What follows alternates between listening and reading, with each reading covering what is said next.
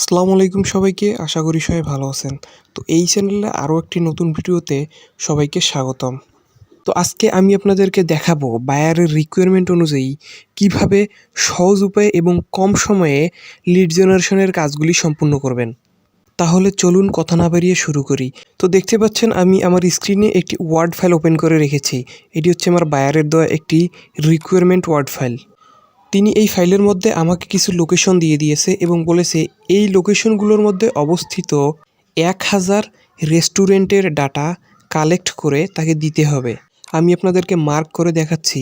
তিনি আমাকে বলেছেন তার দরকার রেস্টুরেন্টগুলির নাম, ওয়েবসাইট, সিটি, অ্যাড্রেস এবং ফোন নাম্বার। আমি এই সম্পূর্ণ ডাটাগুলি কালেক্ট করব এবং কাজটি সম্পূর্ণ করব একটি ফ্রি টুলস ব্যবহার করে। তো আপনাদের বোঝার সুবিধার্থে আমি কিছু ডাটা কালেক্ট করে আপনাদেরকে দেখাবো। তো ডাটাগুলি কালেক্ট করার জন্য আমাদেরকে প্রথমেই চলে যেতে হবে আমাদের ক্রোম ব্রাউজারে। তো প্রথমেই আমাদেরকে একটি বিজনেস ডিরেক্টরি ওপেন করতে হবে যেখান থেকে আমরা এইসব ডাটাগুলি কালেক্ট করব। তো আপনারা সকলেই জানেন এসব ডাটা কালেক্ট করার জন্য একটি পরিচিত বিজনেস ডিরেক্টরি হলো yellowpage.com। তো আমি এখানে ওপেন করে নিলাম yellowpage.com। এখান থেকে আপনি প্রায় সব ধরনের বিজনেস লিড এবং বিজনেস ডাটা কালেক্ট করতে পারবেন। তো আমাদের দরকার রেস্টুরেন্টের ডাটা। এখানে সার্চ বক্সে কিওয়ার্ড এবং লোকেশন লিখে সার্চ করার পরে ফাইন্ডে ক্লিক করলে আপনি আপনার ডাটা পেয়ে যাবেন। তো আমি রেস্টুরেন্টের উপর ক্লিক করে দিচ্ছি। তো যেমনটা দেখতে পাচ্ছেন আমাদের সামনে অনেকগুলো রেস্টুরেন্টের লিস্ট চলে এসেছে। তো প্রথমেই আমাকে বাইরের দেওয়া রিক্রুটমেন্ট অনুযায়ী ওয়ার্ড ফাইল থেকে একটি লোকেশন সিলেক্ট করে নিতে হবে। তো আমি এখান থেকে লোকেশনটা কপি করে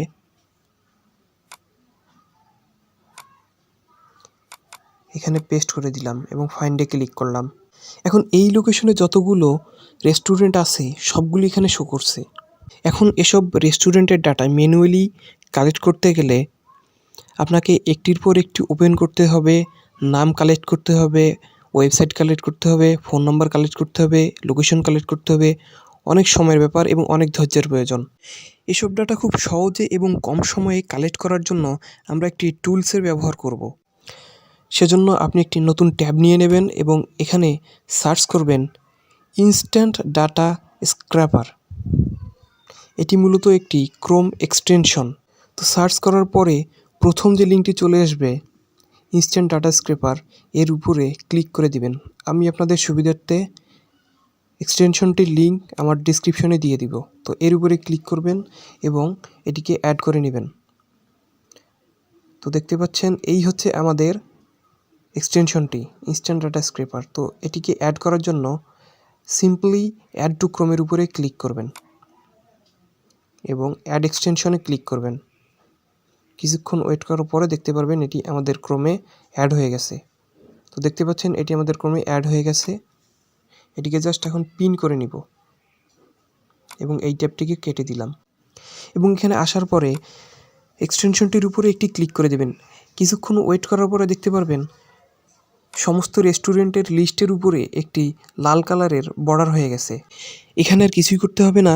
এখানে শুধুমাত্র লকড নেক্সট বাটনটির উপর ক্লিক করে নিচে নেক্সট পেজে যাওয়ার জন্য বাটনটিকে সিলেক্ট করে দিতে হবে, যার ফলে এক্সটেনশনটি নিজ দায়িত্বে পরবর্তী পেজগুলোতে যাবে এবং সমস্ত ডাটা স্ক্র্যাপ করবে। এরপর এক্সটেনশনটির উপর আরেকবার ক্লিক করে দিবেন এবং স্টার্ট ক্রাউলিংয়ে ক্লিক করবেন।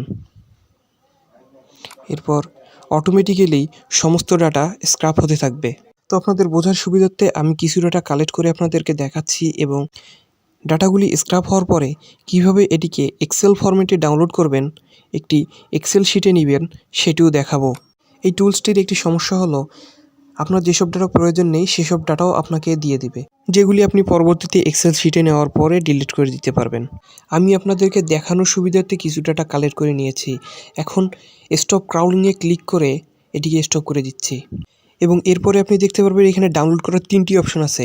তো উপরেরটি হচ্ছে সিএসভি ফরম্যাট, মাঝেরটি হচ্ছে এক্সেল ফরম্যাট এবং নিচেরটি আপনি ডাটাগুলি কপি করতে পারবেন। তো আমি এক্সেল ফরম্যাটে এটিকে ডাউনলোড করে নিলাম এবং এটিকে ওপেন করে নিলাম।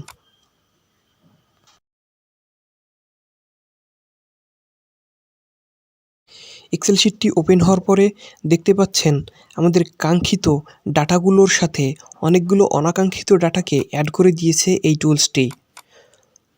তো আমি আমার অপ্রয়োজনীয় ডাটাগুলি ডিলিট করে দিচ্ছি।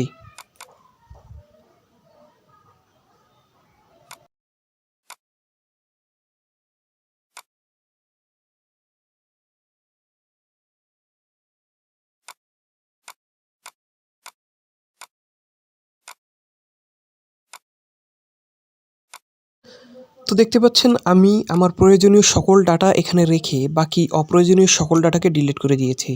তো এই হচ্ছে business name, website address, phone number এবং স্টেট অ্যাড্রেস, যেগুলি আমার বায়ারের রিকোয়ারমেন্ট ছিল। এভাবে খুব সহজেই আপনি ছোট্ট একটি টুলস ব্যবহার করে হাজার হাজার ডাটা কালেক্ট করতে পারবেন এবং আপনার লিড জেনারেশন এবং ডাটা এন্ট্রির কাজগুলি খুব সহজেই সম্পন্ন করতে পারবেন। তো আজকে ভিডিওটি এই পর্যন্তই। আশা করি ভিডিওটি আপনাদের কাছে ভালো লেগেছে। যদি ভালো লেগে থাকে অবশ্যই চ্যানেলটিকে সাবস্ক্রাইব করে বেল নোটিফিকেশনটি অন করে দিবেন।